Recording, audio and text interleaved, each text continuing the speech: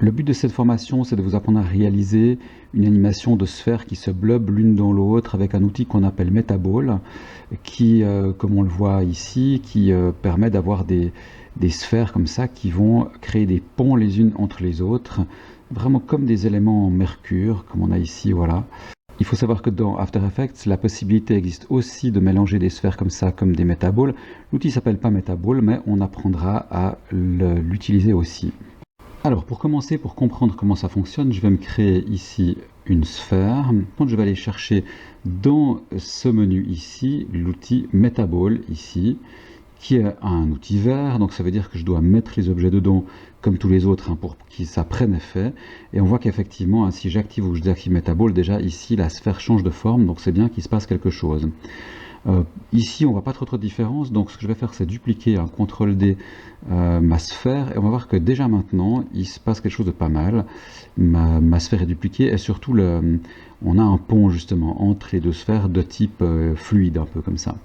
On pourrait se dire, ok, mais ce qui n'est pas très bien, c'est que c'est très polygoné. Alors là, si je clique sur le vrai rendu, on voit que le vrai rendu, lui, est vraiment très lissé, et on va apprendre à utiliser les paramètres. Il n'y en a pas beaucoup en fait, il suffit d'aller dans Metaball ici, de regarder en bas à droite comme d'habitude, et puis on a trois paramètres ici importants, et ces deux-là sont les mêmes en fait. Simplement la subdivision, ici c'est la subdivision pour la vue qui est ici, qui est à 40 cm, et puis l'autre c'est la subdivision pour le rendu qui est ça en fait. Donc on a deux paramètres différents pour la vue, pour le rendu, comme souvent dans ces 4D. Maintenant, en fait, 40 cm, c'est plus que 5, donc on pourrait dire que la qualité est meilleure à 40 qu'à 5, c'est le contraire en fait.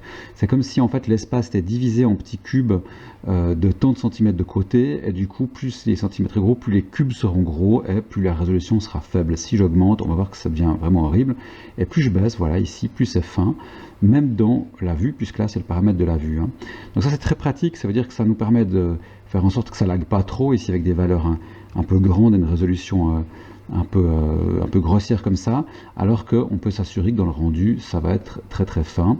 C'est aussi intéressant de savoir que ça existe, parce que peut-être que là, dans une des formations qu'on va faire, peut-être qu'on va être amené à avoir des métaboles un peu lourdes, donc il faut toujours gérer ici le paramètre de rendu, parce que ça sert à rien d'avoir une résolution de fou si par exemple on était à bonne distance des métaboles quand on les calcule. Donc c'est important de connaître ces deux paramètres là. Et puis enfin il y a le paramètre valeur de coque, ça c'est la dose de blob. Pour ça je vais peut-être juste me mettre avec une meilleure résolution pour mieux comprendre ici dans la vue. Et puis cette valeur de coque, cette valeur de blob, on voit bien ce qu'elle fait, c'est vraiment qu'est-ce qui fait jusqu'à temps les sphères vont rester vraiment des sphères indépendantes, et puis depuis quand en fait elles vont se blober, ça se gère ici. Voilà, en fait, on pourrait presque dire que c'est un petit peu tout pour la théorie des métaboles. Il n'y a pas grand-chose à dire de plus. Peut-être juste aller dire que si on met une matière sur un objet, en fait, il faut la mettre directement sur les métaboles. Et du coup, là, si je mets une couleur, on va voir que la couleur est activée sur le tout.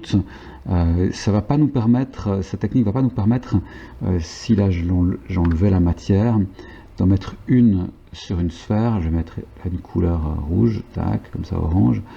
Et puis une autre très différente, bleu, hop. Et si maintenant je mettais deux couleurs différentes, lui n'est pas capable, même au rendu, de faire vraiment une répartition des couleurs fluide en fait. Si là je refais le calcul, on voit que ça reste gris, parce que ici il n'y a rien du tout. Donc moralité, vraiment, on va devoir ici supprimer toutes les matières pour les sphères, pour les métaboles elles-mêmes, et puis avoir une matière sur l'outil Metaball ici. Maintenant, ce qui est quand même intéressant, c'est de comprendre comment on peut cumuler en fait les métaboles avec MoGraph pour pouvoir dupliquer, cloner nos objets en fait. Alors pour ça, je vais garder ici, pourquoi pas mes deux sphères qui sont déjà sous une Metaball, et puis je vais en créer une nouvelle ici, nouvelle sphère. Voilà, ici, donc comme elle n'est pas dans les métaboles, il ne se passe strictement rien avec elle. Maintenant, je vais dans le menu MoGraph, et puis je vais me créer un cloneur, je vais mettre ma sphère dedans.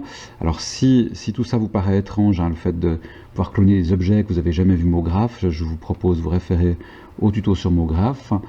Mais là, je pars du principe que vous connaissez ça. Donc du coup, je prends mon cloneur, et puis prenons ici, pourquoi pas, le mode radial, voilà, qui va nous permettre de mettre ici plusieurs sphères. Je vais mettre tout mon cloneur dans les métaballs, et du coup c'est ça qui est assez magique, c'est qu'en fait c'est juste une fabrique de sphères, et finalement elles vont réagir comme n'importe quelle sphère, comme si moi-même je les avais dupliquées. Si par exemple je reprends ici une sphère que j'ai ici, ben on voit qu'elle se blobe très très bien avec les sphères que j'ai clonées justement. Et du coup, je pourrais m'en rajouter davantage, ou non, peut-être mieux même, je vais prendre mon cloneur, et puis je vais prendre un effecteur, randomisation, et puis on va ici se mettre sur bruit, voilà par exemple, on va faire en sorte qu'elle bouge pas mal, sur les X et les Z, et puis que l'échelle change, voilà, uniforme comme ça, tac, comme ça, elles vont grandir et rapetisser. Et si je clique sur Play, voilà, on va voir que déjà ici maintenant, vraiment chacune des boules se blobe, mais ce qui est vraiment assez magique, c'est que même cette sphère ici, voilà, qui est au milieu, qui est complètement indépendante de l'effecteur là, qui fait que ça s'anime tout seul, en fait cette sphère, je pourrais lui poser des clés, et puis elle se bloberait pourtant vraiment de la même manière, quoi. Donc ça permet vraiment de pouvoir être assez souple avec ça. Encore une chose qui est intéressante de savoir avec les métaballs, c'est qu'on peut donner des valeurs négatives à une métaball justement. Alors ici je vais juste me recréer un cloneur avec une série de sphères. Là je vais juste me rajouter 9 sphères de ce type là, et puis je vais les animer avec un effecteur randomisation. Je vais le mettre ici sur bruit, je vais juste m'assurer que oui, là j'ai bien mis l'effecteur à mon cloneur. Donc là on voit que ça bouge à peu près. Je vais doper un petit peu les paramètres pour que ça bouge davantage. Je vais sur l'effecteur, paramètres, et puis on va mettre voilà plus de valeurs comme ça, en tout cas sur X et Y, puis mettons 0 même sur la hauteur, comme ça ça va bouger strictement, comme on voit ici, strictement gauche-droite, hein, et avant et arrière, mais pas en hauteur, hein, ok. Alors à partir de là, je vais mettre tout ça dans une métaball, hop, tac, comme ça, voilà, donc ça me fait une espèce de grosse forme qui bouge comme ça, et je me refais une nouvelle sphère qui va être une métaball négative. Alors comment est-ce qu'on fait pour ça?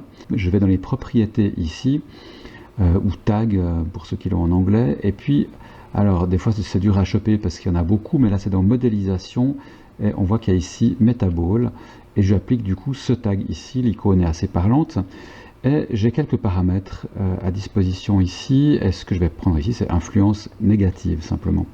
Maintenant ça veut dire que cette sphère là, si je la monte, ah oui là elle fait pas partie des métaballs hein, forcément, donc du coup elle n'est pas du tout active. Si je la mets dedans par contre, voilà, là on voit qu'elle commence à avoir un effet négatif, et si je clique sur play, voilà on voit que ça bouge tout à fait bien, hein, mais que ça se prend en compte correctement, hein. Là je l'agrandis un peu, j'ai des paramètres là aussi, si je regarde dans un métaball ici de rayon, que je peux augmenter l'intensité, etc., etc. Voilà, qui me permet vraiment de pouvoir faire des formes en négatif.